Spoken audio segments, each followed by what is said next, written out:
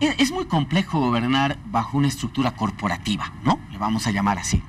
Las estructuras corporativas son, por supuesto, estructuras donde tú legitimas tu poder político o basas tu poder político, no en alianzas institucionales, sino en base a alianzas con ciertos grupos o sectores de poder, que tienen dos características básicas. Una, su fuerza económica, pero otra, su capacidad de movilización.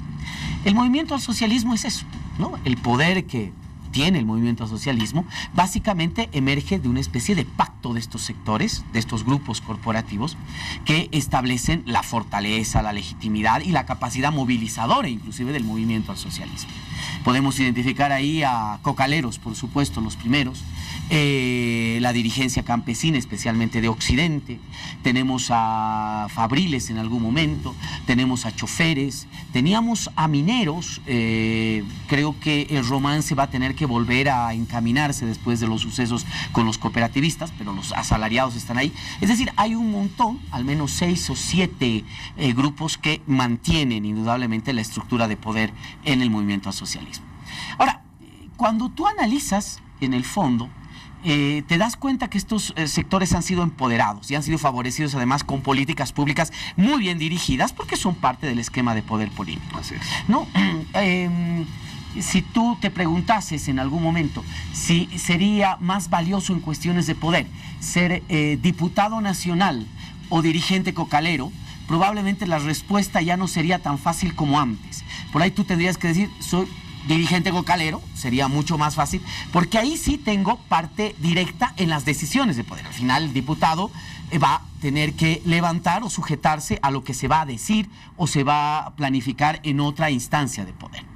Bueno, esto tiene indudablemente su ventaja, y esa ventaja es de que sigue siendo un gobierno fuerte. Un gobierno que juega bajo una estructura corporativa que le da el poder, le da la movilización, le da la posibilidad de estar blindado ante ataques de otros sectores sociales, etcétera, etcétera, etcétera. Bueno, la posibilidad de estar blindado, pero en algún momento también le ha generado al gobierno algunas fracturas, claro, pero desde dentro, a las que se ha referido el presidente del Estado al cuestionar a algunos dirigentes Ahí sociales. está la otra cara. Eso es lo que yo te quería mencionar.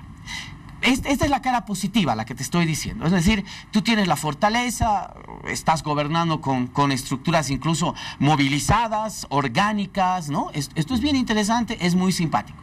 Pero por el otro lado, desgraciadamente tienes a veces la mala suerte de probar de tu propia medicina. Porque los sectores corporativos no tienen una visión general. Por eso son sectores corporativos, son visiones exclusivamente sectoriales, ¿no? Los intereses del sector minero pues tienen que estar encima de todos los intereses del resto, ¿no? Entonces yo como sector minero tengo que tener ese interés. Los cocaleros, ¿no? Tienen que tener sus intereses encima de otros. Y eso te provoca en algún momento fricciones en el momento en que tú tomas políticas públicas. Porque vas a tomar políticas públicas dirigidas a estos sectores, y estos sectores no se van a conformar nunca solo con eso, y te van a seguir pidiendo más y pidiendo más y pidiendo más y pidiendo más y pidiendo más y pidiendo más. Y claro, el momento en que ya no cedes, el momento en que ya no das, pruebas de esa misma fuerza de la cual tú eres parte, es decir, inmediatamente tienes una movilización, pero una movilización fuerte porque además tienes un sector organizado fuertemente, caso mineros, por ejemplo, ¿no? Los mineros tienen una estructura de organización casi militar, bien organizada, una jerarquía, te pueden hacer un bloqueo fantástico, te pueden paralizar el país, te toman la... No, entonces cuando ya no puedes dar a estos sectores, cuando estos sectores se vuelven incontrolables en sus peticiones, corres el riesgo, desgraciadamente, de lo que el presidente ha dicho, ¿no? Es decir, de sufrir presiones, sufrir cuoteos, es decir, bueno, ¿quieres seguir teniendo mi apoyo? Pues estito más. ¿Quieres seguir teniendo mi apoyo? Estito otro más, ¿verdad?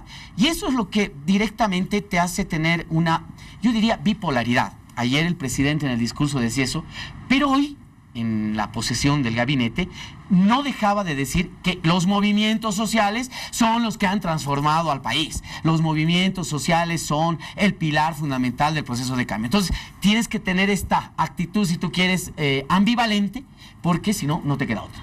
Marcelo, otro de los puntos en los cuales se enfatizaba el presidente Evo Morales en su discurso el día de ayer fue justamente las comparaciones entre el gobierno actual y gestiones anteriores, los nuevos avances, los nuevos logros. Desde tu punto de vista, ¿cuáles consideras que han sido los principales logros de estos 11 años? ¿Cómo analizas todo ese discurso que dio el presidente? A ver, bueno, el discurso ha estado, yo creo, destinado ya a mostrar una estrategia muy adelantada, pero estrategia al fin, de lo que va a significar, yo diría, en el fondo, el gran eslogan que va a llevar al presidente a intentar una vez más habilitarse para una postulación.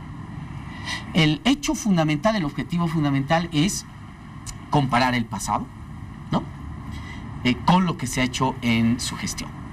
Y esto tiene una finalidad de decir, a ver un ratito, ¿quieren que vuelva este pasado negativo?